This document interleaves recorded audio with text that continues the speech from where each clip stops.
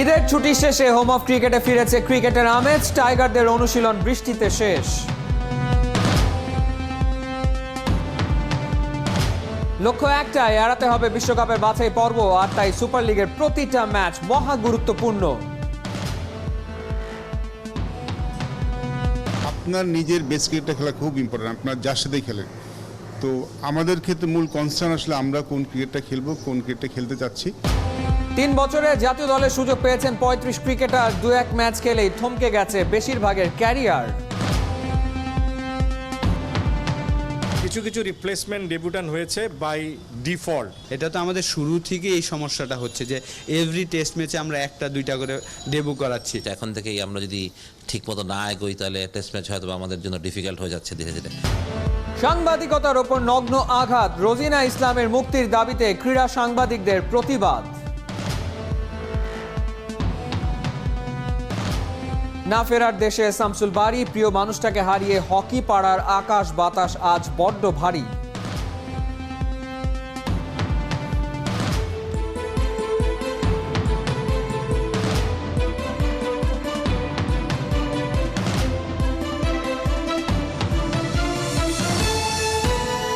স্বাগত ৭১-এর খেলাযোগে, আপনাদের সাথে আছি আমি ফাহিম রহমান। ঈদের ছুটির শেষে হোম অফ ক্রিকেটে ফিরেছে ক্রিকেটের আমেজ। শ্রীলঙ্কার বিপক্ষে ওয়ানডে সিরিজের জন্য তৈয়ার হতে হাজির টাইগাররা। বাগড়া বাঁধালো বৃষ্টি, ড্রেসিং রুমে খোশ গল্পেই কাটলো ওদের সময়। হোটেলবন্দি জীবনের সমাপ্তি টেনে দলের সাথে সাকিব আর মুস্তাফিজ। লঙ্কানরাও কোয়ারেন্টিন শেষ করেছে, ওরাও অনুশীলনে নামবে বুধবার থেকে। নাইয়ান বিন জসিমের রিপোর্ট। তপ্ত গরমের মাঝে ঝুম বৃষ্টি রাজধানীবাসীর জন্য নিঃসন্দেহে দারুণ স্বস্তির। কিন্তু মিরপুরের আকাশে এমন রাগঢাক আর দমকা হাওয়ায় টাইগারদের সময় কেটেছে ঘন কালো মেঘের মতোই মন খারাপ করা। তবে সাকিব মুস্তাফিজের মুখে ঠিকই স্বস্তির হাসি। কোয়ারেন্টিনের লম্বা বন্দি দশা থেকে 2 মেগা স্টারের মিলেছে মুক্তি। জুতোর ফিতা বেঁধে আত্মবিশ্বাসী শুরুর জন্য প্রত্যয়ী, কিন্তু সাকিবদের ব্যাট বল হাতে নেয়ার সুযোগ কই। বায়োবাবলে প্রবেশের পর প্রথম অনুশীলন। বৃষ্টি ভেজা মাঠে ফুটবল খেলেই তাই সন্তুষ্ট থাকতে হলো। ফুটবল তামিমের অপছন্দের, তাই তো সবাই যখন গা গরমে ব্যস্ত, ওয়ানডে কাপ্তান সময় নষ্ট না করে লঙ্কান কিউরেটর গামিনীর কাছ থেকেই লঙ্কা বধের রণকৌশল আঁকতে ব্যস্ত। হাতে সময় যে একেবারেই কম। বোলিং গুরু গিবসন নেই স্পিন কোচও। ফিল্ডিং কোচের দায়িত্ব সারছেন batting coach John Lewis. Domingo শিষ্যরা তাই খুঁটিনাটি সমস্যা নিয়ে কখনো মিজানুর রহমান বাবুল, কখনো তালহা জুবায়ের 2 দেশি কোচের টিপস নিতে ব্যস্ত। হাতে মোটে 4 দিন।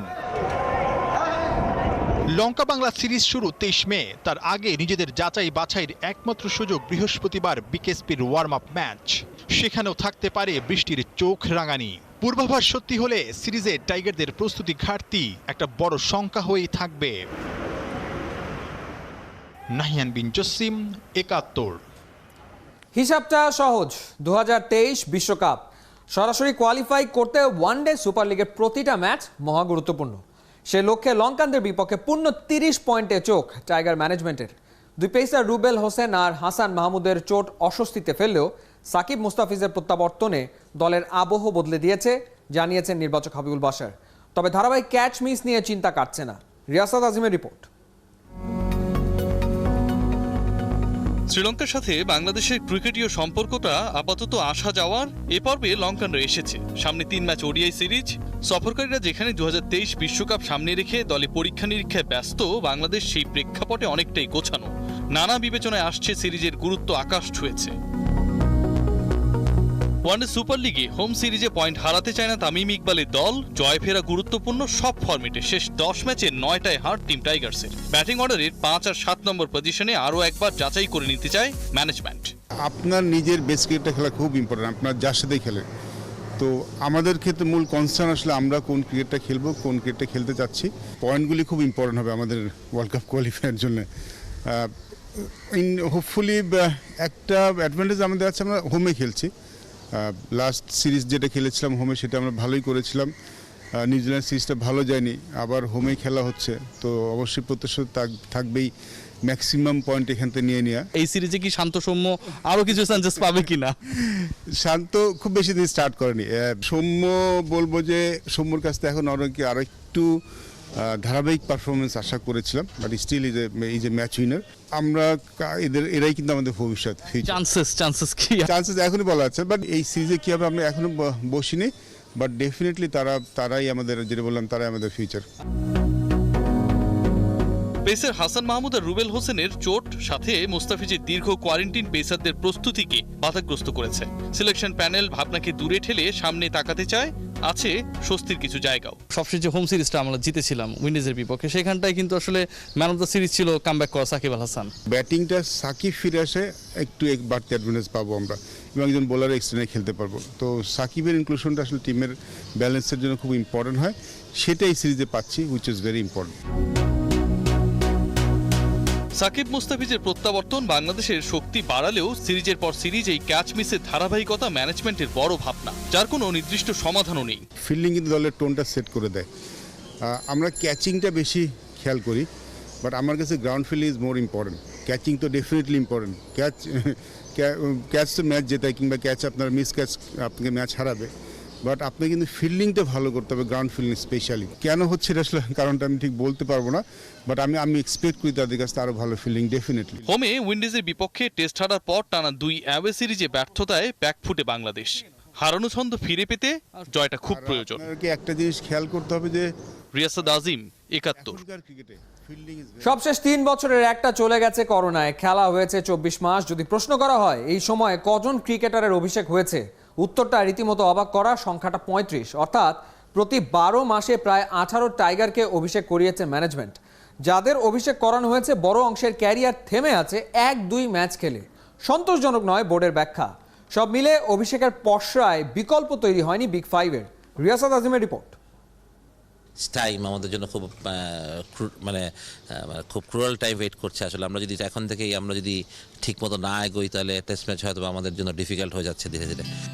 সিস্টেম লস যখন সিস্টেম হয়ে দাঁড়ায়, তখন ক্রিকেটটা ঠিক জায়গায় থাকে না। টালমাটাল একটা সময় পার করছে বিসিবি, একটার পর একটা সংকট, যার সমাধান হয় জোড়াতালি দিয়ে। বড় ক্রিকেটারদের বোর্ডের বিপক্ষে অবস্থান, কোচিং প্যানেলের ব্যর্থতা, মাঠে টানা হার, সব মড়ক লেগেছে একসাথে। দল ব্যবস্থাপনায় অদ্ভুত উটের পিঠে ম্যানেজমেন্ট। কে আসে আর কে যায় সব হয় নিমেষে। শেষ 3 বছরের 1 বছর ক্রিকেট মাঠে ছিল না, বাতিল হয় একটার পর একটা সিরিজ। তারপরও 24 মাসে অভিষেক হয়েছে 35 ক্রিকেটারের, রীতিমতো অবিশ্বাস্য। ব্যাপারটা এমন দাঁড়ায় প্রতি 12 মাসে অভিষিক্ত ক্রিকেটার সংখ্যা প্রায় 18 জন। বাংলাদেশ ক্রিকেটার অভিষেকের উর্বর ভূমি, একটা তুলনাই যথেষ্ট। সব ফর্মেটে অস্ট্রেলিয়া একই সময়ে টাইগারদের চেয়ে বেশি ম্যাচ খেললেও অভিষিক্ত ক্রিকেটার সংখ্যা 2700। কিছু ক্ষেত্রে কিছু রিপ্লেসমেন্ট ডেবিউটান হয়েছে বাই ডিফল্ট। শামীম তাকিব খেলেনি, একসাথে injured, so some of the people who has got in but could not cash in. Incentivise করলে আমাদের প্লেয়াররা ডাজ নট ক্লাইম। আমরা একটা লেভেলের পর ইনসেন্টিভাইজড হলে আমরা খুব হয়ে যায়, মানে কি বলবো, অতি সন্তুষ্ট হয়ে যায়। পারফরমেন্স যদি হয় কারণ, তবে পারফর্ম করার সুযোগটাও প্রাপ্য ক্রিকেটারদের। সেই পরিসংখ্যানও আপনাকে আশাহত করবে। অনেক ক্রিকেটার বোর্ডের রাডারে আছেন, পরিকল্পনায় নেই। আফিফ, নাইম আর আরিফুলের ওডিআই ক্যারিয়ার 1 ম্যাচে আটকে আছে। নিজেদের ভাগ্যবান মনে করতে পারেন আবু হায়দার, ফজলে মাহমুদ আর আবু জায়েদরা, কারণ তারা খেলেছেন একটা ম্যাচ বেশি, 2 ওয়ানডে। টি-20তে জাকির হাসান, তাইজুল ইসলাম, আবু জায়েদদের অভিষেক আলোচিত 3 বছরে। তাদের বাতিলের খাতায় ফেলতে খুব বেশি সময় নেয়নি ম্যানেজমেন্ট। দেখেন, আমরা 115টা টেস্ট ম্যাচ খেলেছি, অলমোস্ট 115টার বেশি টেস্ট প্লেয়ার হয়ে গেছে। এটা তো আমাদের শুরু থেকে এই সমস্যাটা হচ্ছে যে এভরি টেস্ট ম্যাচে আমরা 1-2টা করে ডেবু করাচ্ছি। আমাদের 21 বছর হয়েছে যে আমরা এই জিনিসটা চিন্তা করছি না, আমরা জাস্ট নতুন ক্রিকেটারকে নিয়ে চিন্তা করছি, ডেবু করাচ্ছি, ভালো না খেললে আবার আরেকটা নতুন প্লেয়ারকে নিয়ে চিন্তা করছি। এই কারণেই কিন্তু আসলে আমাদের টেস্ট ক্রিকেটটা ইমপ্রুভ হয় না। ক্রিকেটার অভিষেক রোগটা আবার কন্ডিশন বুঝে না। তানভীর হায়দার, এই লেগিকে অভিষেক করানো হয় নিউজিল্যান্ডের সুইমিং কন্ডিশনে। একই দেশে সম্প্রতি অফ স্পিনার মেহেদী হাসানের ওডিআই অভিষেক, আর আয়ারল্যান্ডে জাতীয় দলের জার্সি গায়ে জড়ান সঞ্জামুল ইসলাম। ক্রিকেটারদের তৈরি না করেই জাতীয় দলে অভিষেক করানোর রীতিটা কতটা বুমেরাং, তার বড় প্রমাণ দলের সাম্প্রতিক পারফরম্যান্স আর সিনিয়রদের বিকল্প তৈরি না হওয়া।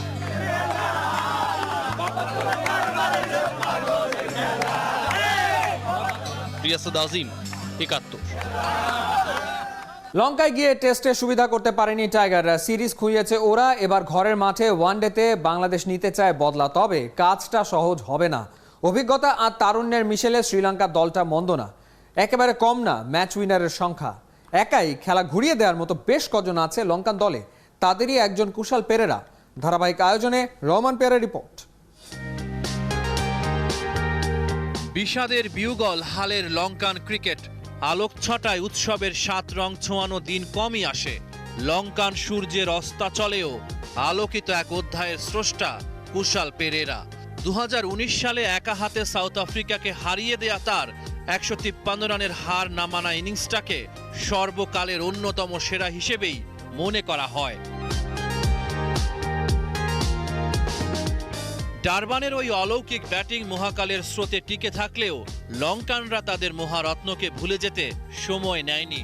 টেস্ট আর ওডিআই দুটো দল থেকে জায়গা হারাতে হয় কুশালকে।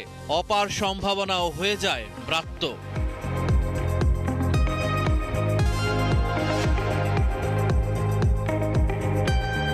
উপমহাদেশের ক্রিকেট সংস্কৃতি বোধহয় এমনই, যিনি দলেই ছিলেন না সেই তাকেই অধিনায়ক করে ফেরানো হলো। বাংলা অভিযানে নবীন লঙ্কান সিংহদের পথ দেখাবেন কুশাল পেরেরাই, যার মাঝে আছে সনাথ জয়াসুরিয়ার ছায়া। কুশালের ব্যাটিং দেখে মনে হবে সেকালের জয়াসুরিয়া ঝড় তুলছেন একালে। 3 ম্যাচের ওডিআই সিরিজে যে কজন লঙ্কান তারকাকে নিয়ে বাড়ির কাজ করতে হবে টাইগারদের, তাদেরই একজন কুশাল পেরেরা। প্রতিপক্ষ হিসেবে বাংলাদেশকে বেশ পছন্দ বাঁহাতি ব্যাটসম্যানের। 2টো সেঞ্চুরি রয়েছে টাইগারদের সাথে। কুশাল একজন ম্যাচ উইনার। তার দিনে শক্তিশালী বোলিং লাইন আপকেও মনে হবে আনকোরা, যদিও পরিসংখ্যানে তার প্রতিফলন নেই। শ্রীলঙ্কার জন্য এই ওপেনারের রান করাটা খুবই গুরুত্বপূর্ণ। জেতা ম্যাচে তার ব্যাটিং গড় প্রায় 40। কুশাল পেরেরার খারাপ দিনে প্রভাব পড়ে দলে। রহমান পেয়ার, 71। দৈনিক প্রথম আলোর সিনিয়র সাংবাদিক রোজিনা ইসলামকে সচিবালয়ে 6 ঘন্টা আটকে রেখে হেনস্থা করা ও মিথ্যা মামলা দায়েরের ঘটনায় তীব্র নিন্দা ও প্রতিবাদ জানিয়েছে দেশের ক্রীড়া সাংবাদিকরা। মাঠে প্রান্তরে ঘুরে খেলার খবর সংগ্রহে যারা ব্যস্ত থাকেন, প্রয়োজনে তুলে ধরেন খেলাধুলায় নানা অনিয়ম আর দুর্নীতির খবর। ক্রীড়া সাংবাদিকরা মনে করছেন রোজিনা ইসলামকে কথিত নথি চুরির অভিযোগে হেনস্থা আর মামলা অনুসন্ধানী সাংবাদিকতার ওপর চরম হুমকি। বঙ্গবন্ধু স্টেডিয়ামে বাংলাদেশ জাতীয় ফুটবল দলের অনুশীলন শেষে প্রতিবাদ জানিয়েছেন সবাই। বঙ্গবন্ধু স্টেডিয়াম থেকে মিরপুর ক্রিকেট স্টেডিয়াম। রোজিনা ইসলামের নিঃশর্ত মুক্তি, মামলা প্রত্যাহার ও নির্যাতনে জড়িতদের বিরুদ্ধে ব্যবস্থা নেওয়ার দাবি জানান ক্রীড়া সাংবাদিকরা। Journalism is not a crime banner হাতে নিয়ে মানববন্ধন ও নীরব প্রতিবাদ জানান সবাই। জাতীয় দল নিয়ে বাফুফের সভাপতির দুশ্চিন্তার শেষ নেই। সবকিছু করেও রেজাল্ট হচ্ছে না মন মতো, আর তাই বাধ্য হয়ে দল নির্বাচন প্রক্রিয়া নিয়ে মাথা ঘামাতে শুরু করেছেন কাজী সালাউদ্দিন। শীর্ষ ক্লাবগুলোর কোচদের সাথে বৈঠকে বসে জানতে চেয়েছেন জাতীয় দলের পুলে যারা, কোচদের চোখে কেমন তারা, খেলোয়াড় বাছাইয়ে সঠিক মূল্যায়ন হচ্ছে তো। উপল নদী রিপোর্ট। সবাই তো 100% দিতে হবে না, একজন 50% দিলে তো হবে না, সবাই একসাথে 100% দিতে হবে, তারপরে আমরা দিতে পারি। ইন্ডিয়াতে সাথে তো নর্মালি মোটিভেশন আসবে। আমরা তো চাইতেছি আমরা মানে আগে যাব, আর ওরা তো সেম, গোল করতে হবে, গোল না করলে তো আমরা পয়েন্ট পাইবো না। জুনে বিশ্বকাপ বাছাই প্রচণ্ড গরমে প্রতিদিন 2 ঘন্টার কড়া অনুশীলন। তাতে অবশ্য আত্মবিশ্বাসে চির ধরেনি কাতারে গিয়ে পয়েন্ট নিতে সবাই সমান মরিয়া। কাতারের যে 3টা ম্যাচ আছে এগুলোতে পয়েন্ট নিয়ে আসতে পারি। ইন্ডিয়া এবং আফগানিস্তান আশা করতেছি এখান থেকে 2 টিম থেকে ভালো কিছু আশা করতেছি আমরা সবাই মিলে। কথা ছিল চলতি মাসের 21 কিংবা 22 তারিখে কাতার যাবে জামাল জিকো সোহেলরা, তবে আপাতত সে পরিকল্পনা বাতিল। সবাই দোহা রওনা হবে এ মাসের একেবারে শেষ দিকে। বাফুফের সভাপতি হিসেবে 4র্থ মেয়াদে দায়িত্ব নেবার জাতীয় দলকে ঢেলে সাজানোর কথা দিয়েছিলেন কাজী সালাউদ্দিন। সেই লক্ষ্যে কাজ শুরু করেছেন, শীর্ষ ক্লাবগুলোর সাথে বৈঠক চালিয়ে যাচ্ছেন। আমি প্লেয়ার সিলেকশন কমিটি বিশ্বাসী না, সেই জন্য আমি তাদেরকে জিজ্ঞেস করলাম যে এই প্লেয়ার যে টিম দিয়ে সিলেকশন হয় এগুলা তোমাদের মতামতটা কি, এগুলা জানার জন্য। 12 বছর লিগ হয়েছে, তারপরে এখন আমাদের কাজ হলো ন্যাশনাল টিমটাকে হাতে ধরে একটা জায়গায় নেওয়ার। জানা কথা, জাতীয় দল নির্বাচন করে থাকেন হেড কোচ জেমি ডে। এবার ওই টিম সিলেকশনই রিচেক করছেন কাজী সালাউদ্দিন। তবে কি জেমির উপর আস্থা হারিয়েছেন? আমি তো ওই সাইডে যাচ্ছি না কেন, I can't tell you anything. আমি মাত্র শুরু করেছি নিজে বুঝতে, আরও 4-5টা টিমের সাথে আলাপ করব, আলাপ করে let me understand it fully. আমি কোচকে খারাপ ভালো কিছুই বলতে পারবো না এখন, বিকজ আমি তো এখনো নিজেই বুঝে উঠিনি। বিশ্বকাপ বাছাইয়ে কেমন করবে দল, এটা নিজের চোখে দেখে ভালো মন্দ বিচার বিশ্লেষণ করতে ফুটবলারদের সাথে কাতার যেতে পারেন বাফু বস কাজী সালাউদ্দিন। উপল নন্দী, 71, ঢাকা। দেশের হকি অঙ্গনে শোকের ছায়া নেমেছে না ফেরার দেশে শামসুল বারী। হকির সাথে দীর্ঘদিনের বন্ধুত্বের ইতি টেনে জীবনকে বিদায় বললেন সাবেক খেলোয়াড় এবং সফল সংগঠক শামসুল বারী। প্রিয় মানুষটাকে হারিয়ে হকি পাড়ার আকাশ বাতাস আজ বড্ড ভারী।